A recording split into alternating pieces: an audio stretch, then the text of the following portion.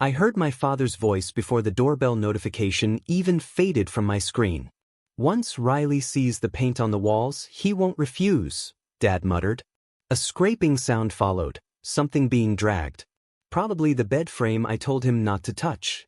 I sat alone in my condo, nearly 1,000 miles away, staring at the live security feed from my own childhood home. My parents, my little brother, my ex-girlfriend, all inside my house, all arranging a future that didn't include me. A future they planned in my room. The worst part wasn't that they were redecorating. It was that they kept talking as if Riley, my ex, had never disappeared after shredding my life to pieces 2 years ago. Like she still belonged. Like I didn't. That was the moment my stomach went still. The moment I understood someone had quietly stepped into the space I used to occupy. So I called my attorney. "It's time," I told him. "Riley always said I scared her when I got quiet." "You look like you're calculating outcomes," she once complained, half laughing, half afraid. I believed her then. I thought it meant she respected my discipline. But people who fear your silence are usually afraid of what you might uncover. She entered my life gently, all warm gestures and practiced affection. She mirrored my habits, memorized my weekdays, charmed my family until they treated her like a daughter. I mistook familiarity for love. I mistook patterns for loyalty. But loyalty was never something Riley possessed. It began subtly, a missed call, a message she forgot to answer, a new lock screen she refused to explain. Nothing explosive. Nothing obvious. Just the slow, quiet shifting of someone preparing to disappear.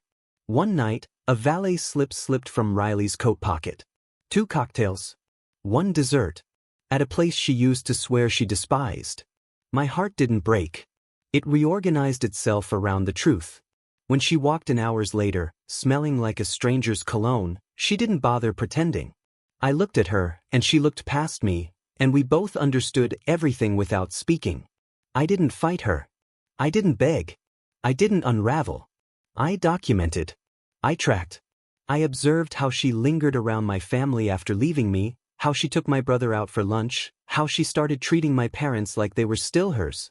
By the time she packed her bags and rolled them across the floors I refinished alone, I wasn't heartbroken, I was prepared. She thought she walked away free. She didn't realize she was walking directly into a blueprint of her own undoing. Back on the camera feed, my mother stepped into my room holding swatches of paint. "We'll make it light and airy," she said. "Something cheerful for Riley." Nice. An intruder in the life I worked for. My lawyer listened to the recorded audio in absolute silence. When it ended, he sighed. She's re-establishing presence. She's positioning herself. "I know," I said.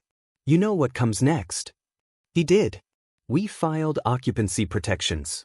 We set legal boundaries around property access. We initiated a mandatory family mediation call with counsel present.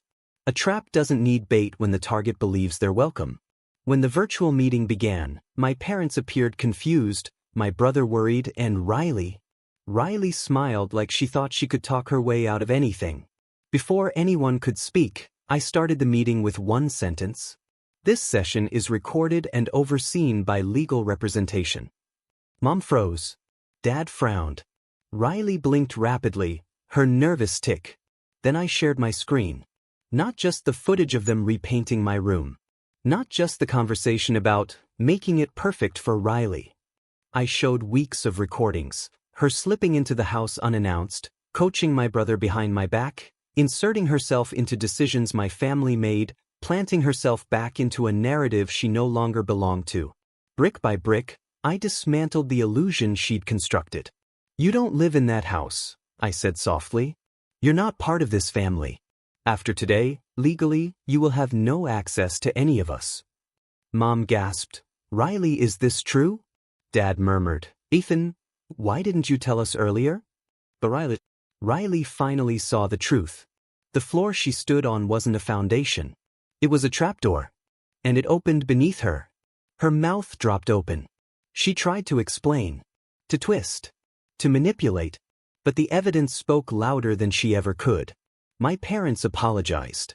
My brother cut her off immediately, blocking her number before the meeting even ended. Riley spiraled. She sent messages, pages of frantic, scrambling excuses. I didn't open a single one. Revenge doesn't have to be violent. It doesn't have to be loud. True revenge is reclaiming the territory someone tried to occupy while assuming you were too passive to fight back. A week later, I returned home. My room was untouched. No paint. No decorations. No Riley. Mine again. I stood in the doorway and inhaled deeply for the first time in months, maybe years. They thought they could replace me. They thought I wouldn't notice. But I always notice. And I always finish what others assume my quiet won't allow me to begin.